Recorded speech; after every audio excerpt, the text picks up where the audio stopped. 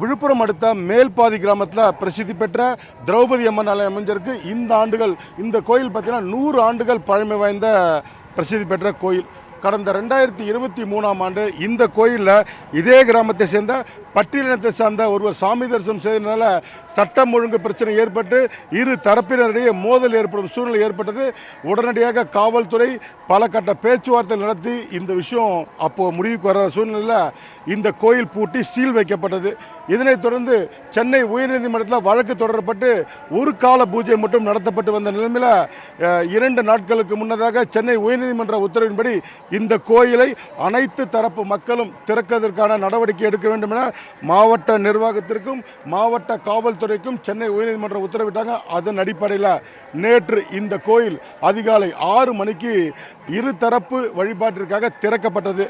பட்டியலின மக்கள் மட்டும் நேற்று 50க்கும் மேற்பட்டோர் பலத்த போலீஸ் பாதுகாப்போடு இந்த திரௌபதி அம்மன் ஆலயத்தில் சாமி தரிசனம் செய்துவிட்டு அவங்கள் பகுதிக்கு போனாங்க. அப்போது இந்த மேல்பாதி கிராமத்தை சேர்ந்த பொதுமக்கள் கடுமையான எதிர்ப்பு தெரிவிக்கிறாங்க. காரணம் பார்த்தீங்கன்னா, இந்த கோயில் எங்களுக்கு மட்டுமே சொந்தமான கோயில், பட்டியலின மக்கள் யாரும் வரக்கூடாது, பட்டியலின மக்கள் வந்த இந்த கோயிலை நாங்கள் சாமி தரிசனம் செய்ய மாட்டோம் என அவங்களது அதிருப்தியை தெரிவிச்சினாங்க.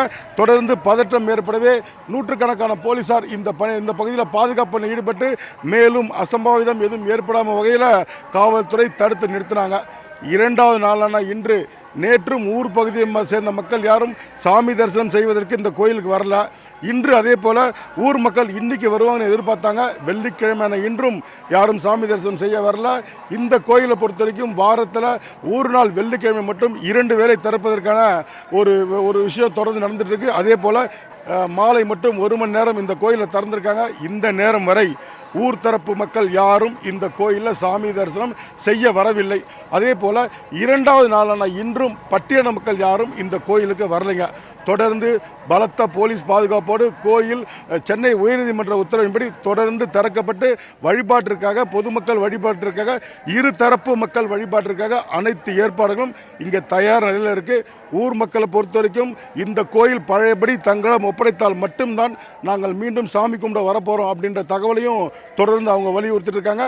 தொடர்ந்து காவல்துறை கட்டுப்பாட்டில் மேல்பாதி கிராமம் கொண்டு வரப்பட்டு கூடுதல் பாதுகாப்பும் தீவிர பாதுகாப்பும் இங்கே ஏற்பாடு பண்ணியிருக்காங்க.